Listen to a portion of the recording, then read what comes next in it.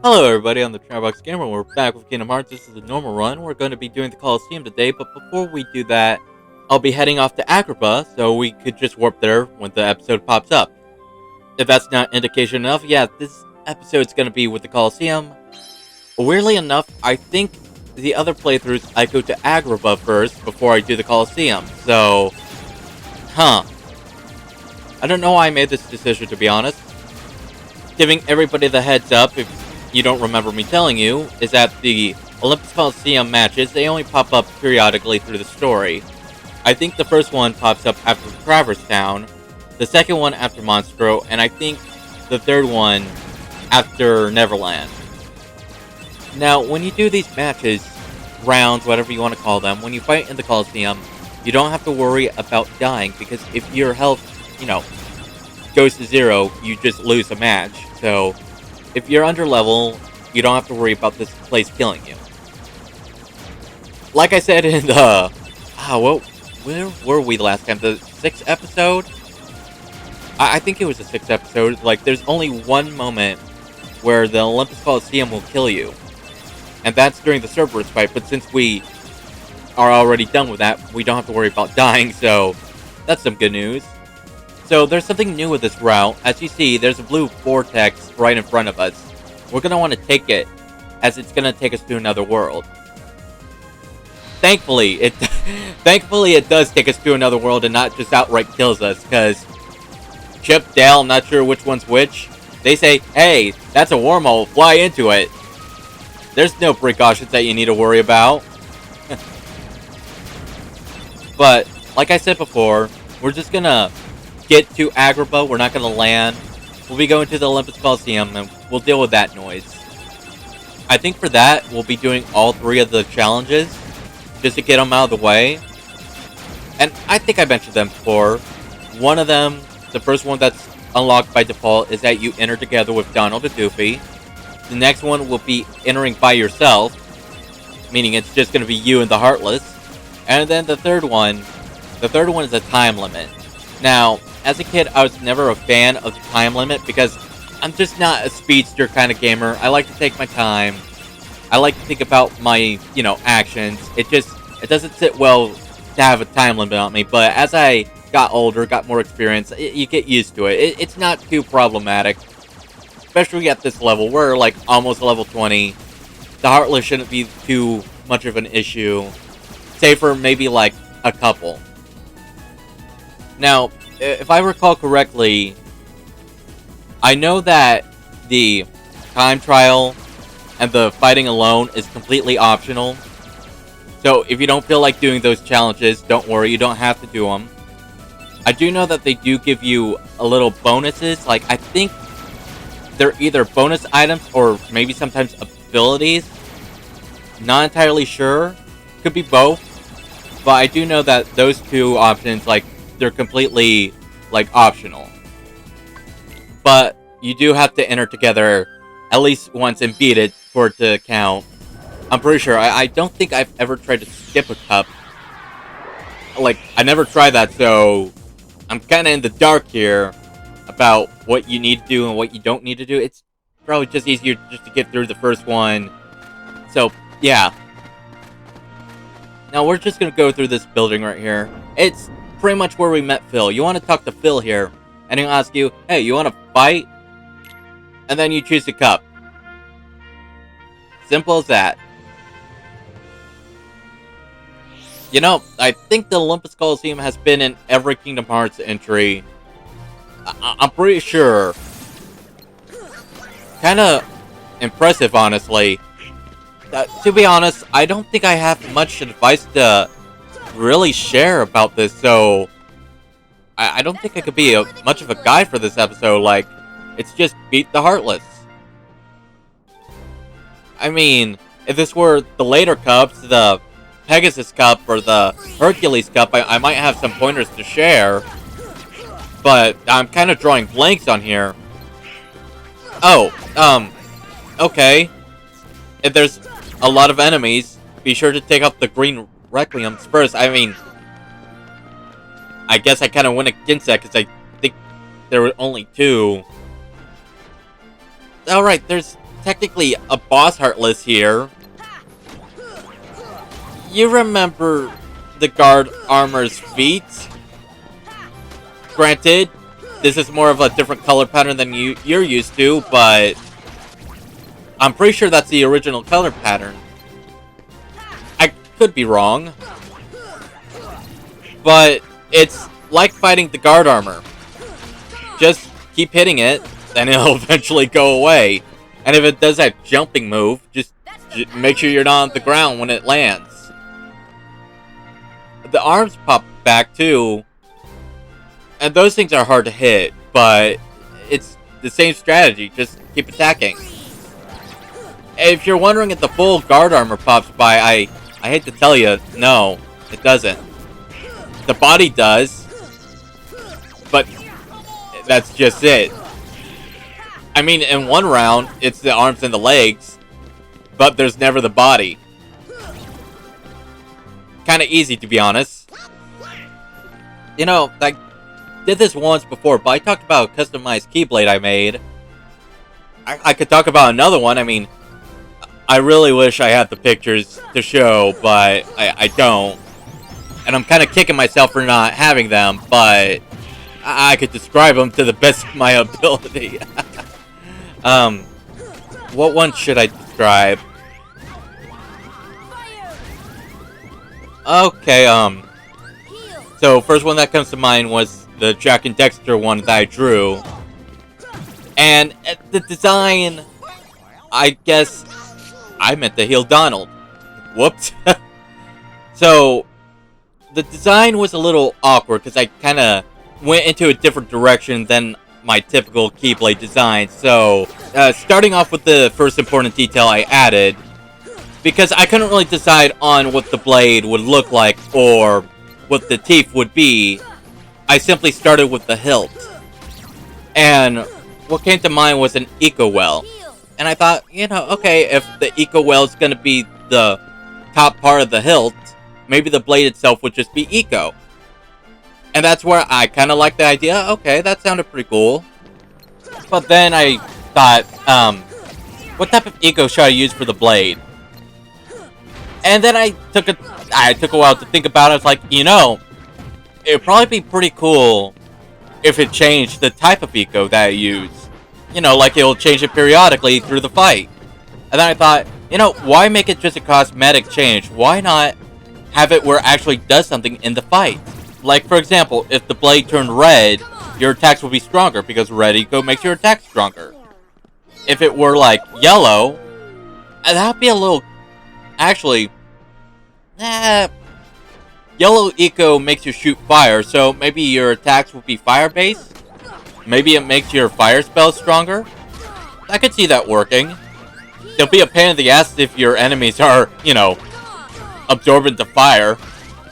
Blue eco might be a little trickier. I don't think it could do much to an attack, but it can make you faster. Maybe it has a little bit of MP rage as a, like, a little side ability. I think that could work, yeah. Then there's green eco. I think green eco could be very obviously used. Like, when fighting, you regain health. Like, that could be easily, like, you know, incorporated in the game. Then there's dark eco and light eco. I'm not too sure what I could do with those two. I mean, for dark eco, maybe I can make your attacks very devastating, but at the cost of, like, defense or something like that. Light eco, that one is a little challenging. I guess, how would that work? I mean, you gain a light attack, maybe? I'm trying to use the game mechanics from the fuck. Well, you win some, you lose some.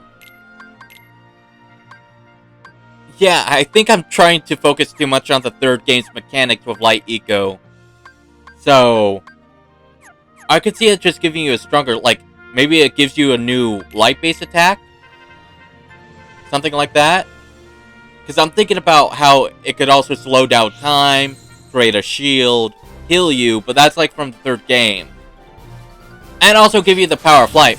So it's like, that would be weird to have on a Keyblade, but maybe, yeah, it just gives you light attacks? The power of light? I think that would be the obvious route to go for. I think the next question would be, how fast would the rotation between the Eco be? Because, you know, if it's, like, super fast and you don't really benefit from the ability, it's, like, kind of pointless. I guess there's always the option to have, like, it be 6 different Keyblades, just, like, with the different color of Eco, but, to be honest, that sounds like a waste of space and kind of boring. Like, imagine getting a Keyblade, and then you get a second Keyblade that's just like the first Keyblade, only slightly different colored.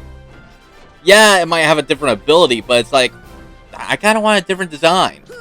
I mean, I guess I could give it a different design based on the Eco type, like, make the blade more erratic for blue Eco, get the light Eco Keyblade, like, more elegant or radiant theme to it. It's just, red Eco might be a little difficult. Yellow Eco probably be some flame-related type of design. And, you know, with green Eco, make it more, like, plant-based, I guess. I guess the problem with that is if I went with separate designs, is that I have to make it look like it came from Jak and Daxter. Otherwise, it'd be just like a random Keyblade. Again, that's why I kind of like my, like, Eco-Well idea, because it's something you would see out of Jak and Daxter, you'll recognize it. I think my only issue with the design would be the, like, it being purely energy. I don't think it would be very Keyblade looking. It'd be more like a lightsaber. Especially without the teeth. That'd be a little awkward. Wait a minute. What if we have, like, power cells, like, rotate around the top and act as, like, the teeth? I mean, okay, if you're not in combat, it'll rotate around the top, but in combat, it'll lock up in one place. So it could function like the teeth. I guess that could work. And if you're wondering what the chain's gonna be, I think the chain should be a precursor orb. That feels fitting. You know, I mean, I like the design. That's the original design. It's just, I feel that's more of, if it weren't for the dark and light Eco being a part of it, I'd say that'd be more of, the Precursor's Legacy theme, rather than the whole series theme. So if we're gonna be doing it, like, game by game, maybe the other games should get, like, a themed one too? I mean, I'm not gonna be able to give a good one with, like, Jak X combat racing. Maybe based on one of the vehicles, but it's like, eh. Or the last one, like, what was the last one even called? The Lost Frontier? I remember that. I didn't like it too much. And I don't think I could really think of... Actually, Eco was kind of a part of that one, so I guess the one I gave as a design could work for both the Precursor's Legacy and the Lost Frontier. Yeah, I guess that could work. If we're gonna go one based on 2, I want a Crimson Guard themed Keyblade. I think it could be as simple as, like, one blade with the colors of the Crimson Guards, and the actual teeth being, like, part of the Crimson Guard logo or something like that. What I really want from it is that while you're in combat, I want the theme to be automatically changed to, like, the alert theme from Jak 2. Just so, and every now and then, a little speaker from the Keyblade will have, like, a Crimson Guard saying, like, Crimson Guards do not run, or something like that. I know it's a... God damn! Third time's the charm. God damn it. I was having fun, too, describing this joke Keyblade until I got knocked out. For Jak 3, maybe it'd be more of a precursor-looking Keyblade. I like, you know, like, have it like an idol. I guess, I mean... I don't know, at this point, that's like the second Keyblade that I described, having like the icon of the precursor as the teeth, and it's just like, it feels a little lazy. I want it to have a distinctive look. Maybe it could be like a double-bladed kind of Keyblade. You know, instead of one blade, there's two, and it kind of loops up at the top to make it look like a precursor. Maybe? I don't know. That's on top of my head. I have to actually draw this out. For shits and giggles, I would like the precursor Keyblade to actually have the precursor voice. But whenever you use it, it'll just give you like a sassy thing to say to you. Like something like really sarcastic every time you attack something. Just cause, again, because I think it'd be funny. I mean, would it get old? Oh, hell yeah, it'd get old very fast. But it'd be funny at first. I give it at least 10 minutes before it starts getting annoying. That's the power of the Keyblade. I wonder what special abilities these Keyblades would have. I mean, for the first one described, it'll probably be the passive ability you see while, like, using it. I think I'll just call that eco-channeling. That feels pretty, like, a good enough name for it. Very direct. But what would the other two... What would the other two have? I mean, I could think of a special attack for the Crimson Guard one. Like for the special attack, you call in a squad of Crimson Guards and they attack the Heartless for you. It'd be pretty cool if you could even get, like, your own little... Oh, man, I just realized something. So, I don't remember what the exact name is. I think it's 0.8. Fragmented Passage, I think? The thing is, during that game, you had customizable abilities for your character. And I thought, oh, that's pretty cool. Maybe we're gonna see that in 3. Spoiler alert, it wasn't. It definitely wasn't. I don't know, I mean... I don't want to use disappointed as a word, because that feels like too strong of a word to use for something that's, regardless, would have been optional. Like, it won't have any impact on the game. I just thought it'd be a little cool to have that in the game. Maybe a little. I was kind of hoping it'd be in it, but it wasn't. I was let down. Maybe let down is a better term to use than disappointed. I mean, imagine the drip we could have been wearing in Kingdom Hearts 3. Imagine all the cool shit that we could have got as an accessory. I mean, granted, in Fragment Memory, you got Minnie Mouse ears and cat ears. Imagine squaring up against, like, I don't know who to...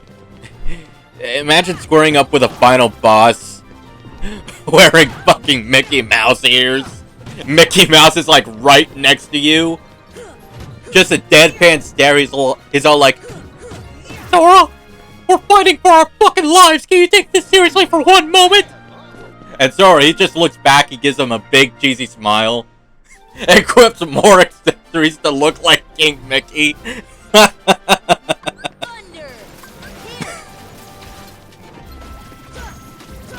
Sora, for the love of God, please! If anybody wonders why we sold you to Smash, this is the reason why! Oh, now you could do a goddamn Mickey Mouse impersonation. Where the hell was this?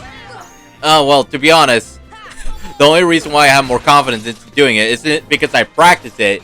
It's because I tried to do a Shaggy impression, and then one of my friends said, why do I sound like Mickey Mouse? And then I figured, hell, if he thinks I sound like Mickey Mouse using that voice, that'll be a good Mickey then. Or at least a good bootleg of a Mickey Mouse. The thing is, with the damn voice, I can't breathe. So, I can't say much with it. Sounds like you owe the Mickey Mouse Clubhouse $50, Sora! Pay us some money, damn it!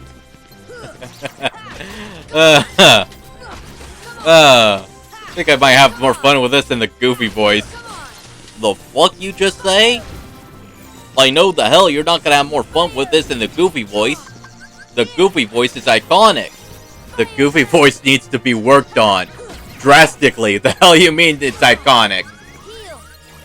Think of it this way. It's the first voice you used on the, video series. You have a point. I honestly didn't think Oh. Shit, we're done. So, like I said at the start, once you beat the cup like this, you don't have to do anything else. However, I did say that there were 2 other ways that you could fight this cup. The thing is, you need to first beat it alone, and then you have the time trial. They don't just pop up at the same time. So, once we're done here, I'm gonna show fighting it alone, and then the time trial. And then I think we call that an episode. Shouldn't take too long, as long as I don't die several times. Oh, we're out of items. How unfortunate. Okay, so, if you're in the same boat like me, you don't have any items, the best place to go is to go to Traverse Town.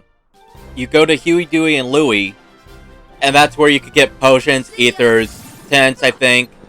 Potions themselves cost 60, money. Ethers cost 200, which is a lot. Now, if you want drops, I'm pretty sure potions are dropped by shadows, soldiers, and maybe the large body. Ethers, on the other hand, are dropped by, well, any one of those floating enemies, I'm pretty sure. I like to go to Wonderland. There's a good amount of red Nocturnes there. Plus shadows, soldiers, large bodies. You could find enemies that drop items there, like, well, yeah, they do drop items, but I'm talking like healing items there. The thing is, they're kind of low drop rating at this point of the game, so yeah, it might not be the most efficient way now, but if you need it, you're bound to fight it, especially if you need the money too. If you need the money, it's probably a lot easier to fight a bunch of Heartless. Well, actually, I take that back. The way I get money easy in this game is I try to get the white mushrooms to pop up, do 3 times their arts, and just collect a bunch of the art, like fire art, blizzard art, thunder art, like a lot of either, and then I sell what I don't need. In the game, you're gonna need 1 of each, which in total there's 7. So if you just keep farming for them, you'll make a good chunk of money. Like, for example, in the first run, I had a plan for a video that eventually got scrapped, but it involved getting 99 of the cure arts. That, all arts, but the cure arts was the first one. Eventually, I just got tired of doing that, so I said, I don't feel like doing this, so screw it. I don't think I really used much of them until like later in the game. But the point is, 99, if I sold all of them, that's 9,900 bucks. Money, whatever the hell the terminology is. Granted, I wanted to keep 1, so 98,000 bucks. Not bad. I think the first run is actually where I got the money counter to its limit, weirdly enough. To be honest, it was the first time I actually got the money counter to the limit, so that's a cute little milestone. Cute little accomplishment, I guess. I think it was 99,999, which is kind of weird because it looks like it go into triple digits. Nothing to it. I think me and Lorenzo had a discussion about this with BioShock. I think I told him about the limit that you could have in the limited amount of money you could have. I forgot what it was, but he told me the game looks like it could take like at least $1,000. Like, it's kind of weird that they stop at this number. I just remember that's the gist of it. Originally, this video series was supposed to be out in January, but then I thought, you know, Kingdom Hearts, Valentine's Day, heart-related, sounds fitting enough. Granted, I did start it in January, so I technically kept the promise. It's just, I thought by now I have all the recording done, but I haven't. I didn't realize how big of the project it was going to be until I realized, like, I'm not even halfway done.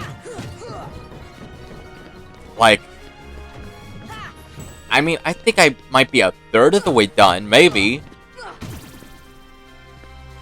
I'm hoping to get it done by, you know, the end of February. Thinking about it, BioShock only has, like, I'd say 7 more episodes before it's done. So I'm hoping we get that done before the end of the month. I still haven't started. I still have not started, like, editing BioShock 2. Here's hoping it's not too much of a problem. It shouldn't be. BioShock was surprisingly easy to edit. Here's hoping that it applies to the sequel for it. And then there's Infinite, but Infinite's gonna be, like, probably a ways from now. Not entirely sure when. I mean, heck, I still need to get the footage for Infinite. I mean, I got some, just not all of it. A part of me doesn't want to make a prediction on when this will be out, because I get the feeling that if I do, it's going to be later than I predicted. So I'm just going to let it flow easily. Again, if anybody has any game suggestions they want to see me play, I'm up for it. I mean, if I don't do it immediately, I will do it eventually.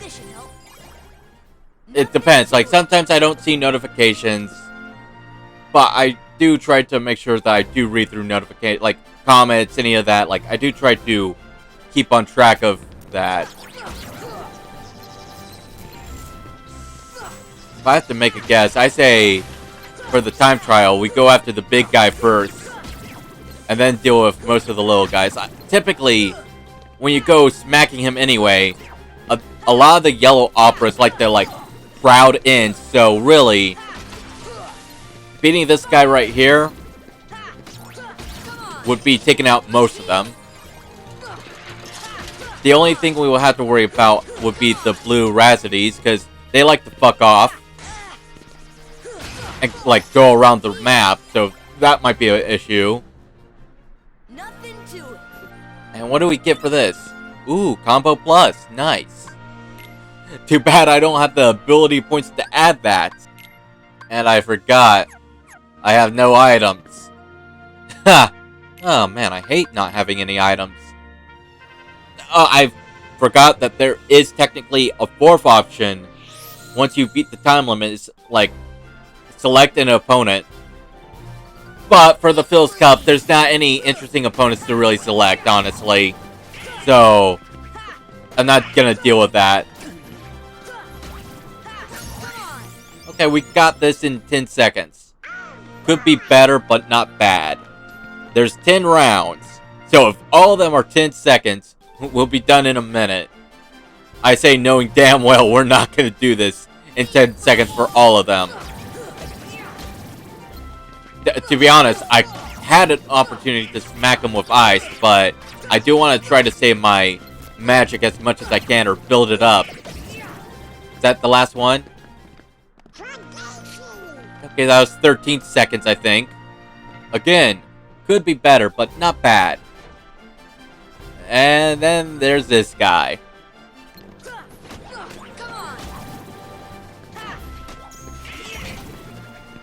I think it's best that you go after the smaller, more annoying enemies. But at the same time, you do want to take some hits to the big, more HP bound enemies.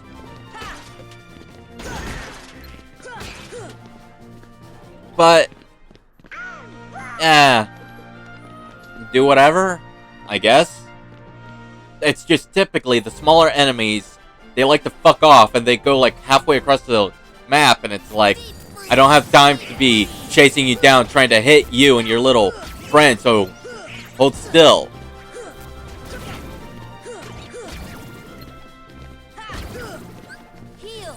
Okay, we got 2 minutes. We could beat it in 2 minutes. Within 2 minutes. We're technically on the 5th round. I'm pretty sure if I use ice on these guys, it'd go a lot faster. Like, you get those Powerwilds in a good group and you cast ice on them, I think they all die. Now, during this part, while I do like to keep safe and be smart with the bigger enemies, with the time thing, it's like I don't have time to be safe, so I have to be very aggressive. I gotta be more forward with my attacks. I hate the hands. The hands are a pain in the ass. Not because they killed me a couple times, but some... Typically, I have a harder time with the hands, because they like to just, like, not want to get hit. This went better than I thought. We have 1 minute and 27 seconds. I think we can handle this. I'm positive we can handle this. Just get rid of the healers real quick, because honestly, imagine you get the 2 large bodies down to like 1 hit of health left, but then they get healed. That would be bullshit. If you're wondering, yes, that has happened to me before, and I hate every second of it. Come on, kick his ass. We only have 1 minute. Fun, we have 1 minute. How many rounds are left? 1? I think we have 1. Nope, we have 2. Oh boy.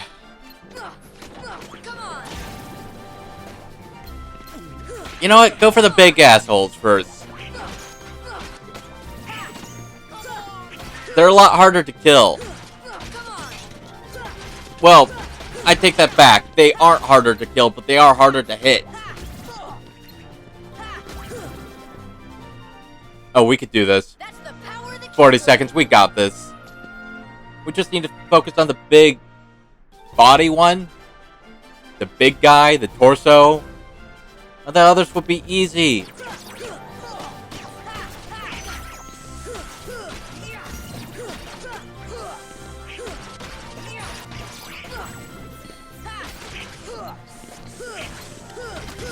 Okay, he's dealt with. Deal with the others. There we go. Done. And what do we get for that? Ooh, tech boost. That's nice. No, we're done. I think I did get a boost in ability from that last level up, so... yeah, I can get you. Well, with that being said, everybody, thanks for watching. I'll see you next time. Take care, and remember to like and subscribe.